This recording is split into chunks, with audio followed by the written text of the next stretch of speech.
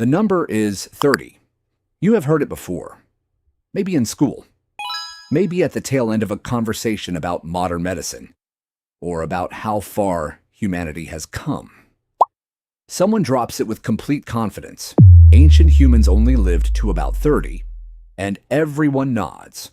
Because it sounds right. It sounds appropriately grim and primitive. But here is what nobody tells you about that number. It is technically accurate, and it is almost completely wrong at the same time. The gap between those two things, between what that number says and what it actually means, contains one of the most important truths about human history that almost nobody stops to examine. Because the real story is not about ancient bodies breaking down before they even had a chance. The real story is about what actually killed ancient humans. Specifically, brutally, in ways that are going to make you see your own life in a completely different light. Stay with this, because by the time this is over, the number 30 will never sound the same to you again. Let us start with the math. When researchers say ancient humans had a life expectancy of 30, they are measuring something called life expectancy at birth. This is a statistical average. Every person born into a given population gets folded into it. Every infant who took a single breath and died. Every child who made it to 5. Every adult who lived into their 70s. Their ages at death are added together and divided. The result is handed to you as one clean, confident number. But that number is extraordinarily sensitive to one specific thing. How many children died before reaching adulthood? Here is a simple way to see exactly why that matters. Picture a group of 10 people. 5 of them die before their 5th birthday. The other 5 survive childhood and live all the way to 70. What is the average life expectancy of that group? The math gives you something around 37 years. But look at what that number completely fails to communicate. Half the people in that group lived to 70. Nobody actually died at 37. The average describes a life that nobody in the group ever lived. It is a statistical ghost. This is not a hypothetical. This is almost exactly what is happening with the Stone Age number. The low average is not being driven by ancient adults aging out at 30. It is being driven by children dying in enormous numbers before they ever had a chance to become adults at all. And those deaths are being averaged into the entire population until it looks, to anyone glancing backward from the present, like everyone died young. They did not. The evidence for this has been sitting in the data for decades. Anthropologists Michael Gervin and Hillard Kaplan spent years pulling together mortality records from multiple hunter-gatherer populations still living in traditional ways. The Hadza of Tanzania, the Ache of Paraguay, the Hiwi of Venezuela and Colombia. Groups whose daily lives approximate, as closely as anything observable today, what prehistoric existence actually looked like. And what their research found changes the picture entirely. Adults in these populations who survived past childhood, who made it through that first brutal window, had a modal age of death, the single most common age at which adults actually died, of around 70 to 72 years old. Let that sit for a moment. 70 to 72. Not 30. Not 45. Not some vague gray middle age of visible exhaustion. 70. In people living without hospitals, without antibiotics, without any of the interventions we associate with long life. So if the ancient body was capable of reaching 70, why does that number keep saying 30? Because the children were dying, in numbers so large that a modern mind is genuinely not prepared to absorb them without slowing down. Estimates across multiple prehistoric and early historical populations suggest that somewhere between 30 and 50% of all children born into the ancient world never reached adulthood. In some populations, the proportion was even higher. Depending on the environment, the season, the disease burden of a given year, up to half of every generation born could be dead before they were old enough to contribute to the group's survival in any meaningful way. Half. And those deaths were not spread evenly across childhood. They clustered in one narrow window above all others, the first 2 years of life. The first year especially, the first few months. This is where the real mortality engine of ancient existence was operating at full force, and it was being powered by 3 specific fuels, each one more specific and more illuminating than anything the number 30 ever told you. The first fuel was infection, in bodies too young to fight it. Your immune system in the earliest months of life is not finished building itself. It is running partly on protection borrowed from your mother. Antibodies pass through the womb and through breast milk. It is still learning to distinguish what belongs inside the body from what does not. It is vulnerable in ways an adult immune system is not. In a world without antibiotics, without vaccines, without even the basic conceptual understanding that invisible organisms caused disease, a common respiratory infection could kill an infant within days. Diarrheal illness, something you now treat as a temporary inconvenience, was one of the single most lethal forces in the ancient world.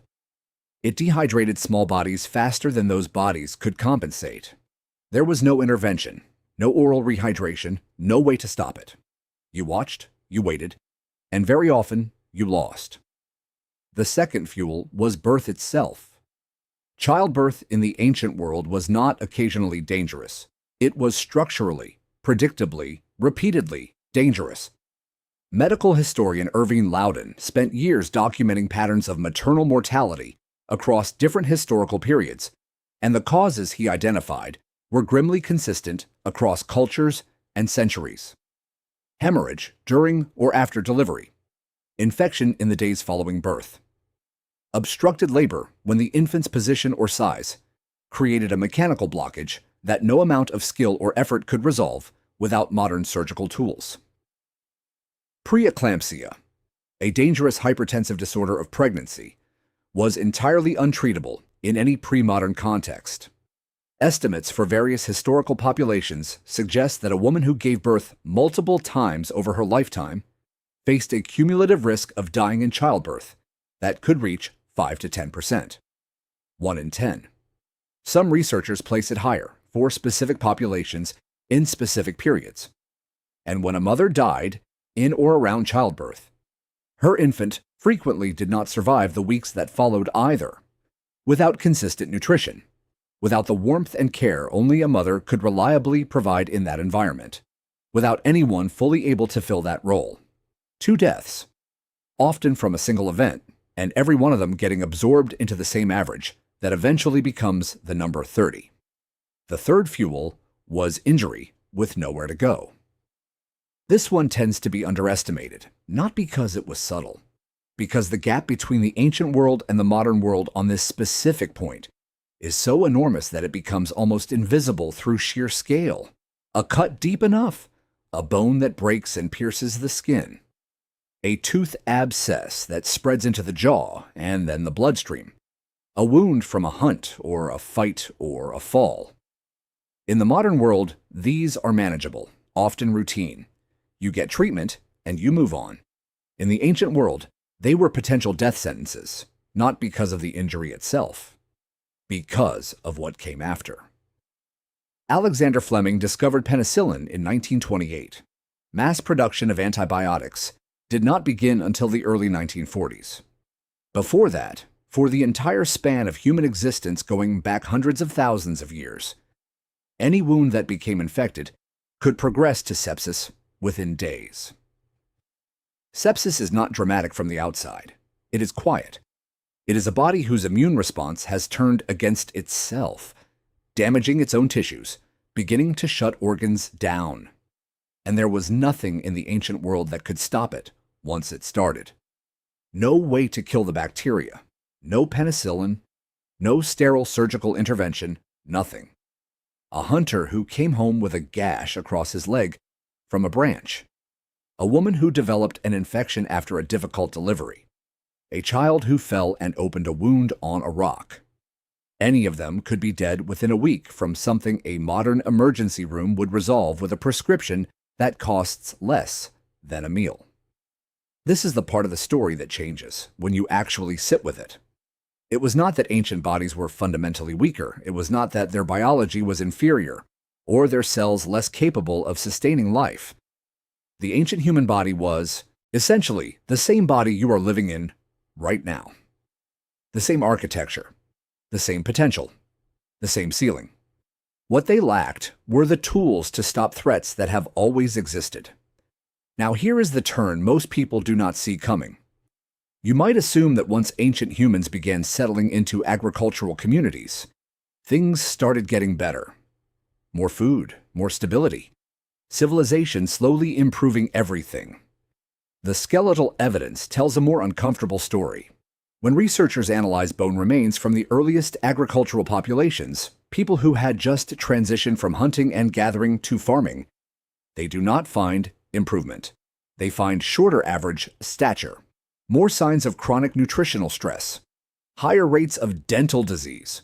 In some populations, evidence of increased childhood mortality in the early phases of the transition. Why? Because dense, settled agricultural communities created exactly the conditions that infectious disease needs to sustain itself. Close quarters. Contaminated water from concentrated human and animal waste. Proximity to domesticated animals that served as reservoirs for diseases capable of jumping to humans. Measles, smallpox, tuberculosis in epidemic form. These diseases could not even sustain themselves in small, mobile, dispersed hunter-gatherer groups. They would burn through the available population too fast and collapse.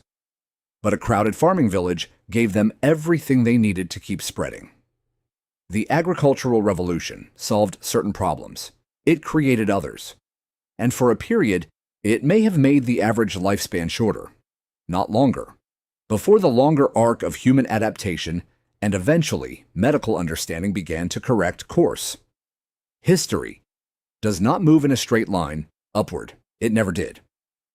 Now back to the adults who survived all of this. If the body was capable of reaching 70, what does the evidence look like for the ones who actually got there?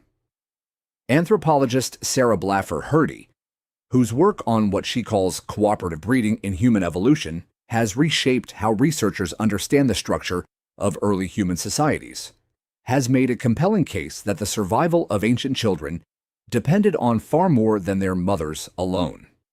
Extended networks of caregivers were essential: grandmothers, aunts, older siblings, unrelated adults within the group, post-reproductive women in particular. Women who had moved past their own reproductive years and could redirect their energy entirely toward the survival of grandchildren, provided measurable advantages in food provisioning, accumulated knowledge, and childcare. This is sometimes called the grandmother hypothesis, and it carries a specific implication that matters here. You do not evolve an extended post-reproductive lifespan if nobody ever lives long enough to express it. Evolution does not preserve biological traits that never get used. The fact that human females have a long post-reproductive life built into their biology, the fact that this pattern appears to have deep evolutionary roots stretching back into prehistory, is itself powerful evidence that long-lived elders were a real and recurring presence in ancient human groups. The grandmothers existed, the elders existed, the long lives were there. The number 30 has been obscuring all of them. So what does this actually mean for you right now? Medical historian Thomas McKeown spent decades arguing, controversially, but with significant supporting evidence, that the dramatic reduction in mortality rates over the past 2 centuries was driven less by specific medical breakthroughs and more by foundational improvements in how human beings lived: cleaner water, better nutrition, less crowding, not cures, conditions. The germ theory of disease, the understanding that microorganisms caused infection, was not even established until Louis Pasteur and Robert Koch built the experimental foundation for it in the latter half of the 19th century. Before that, Even the most educated physicians in the most advanced civilizations on Earth had no framework for understanding why wounds became infected or why epidemics spread. And yet, the body underneath all of that, your body, was already built to reach 70. The ancient body was already capable.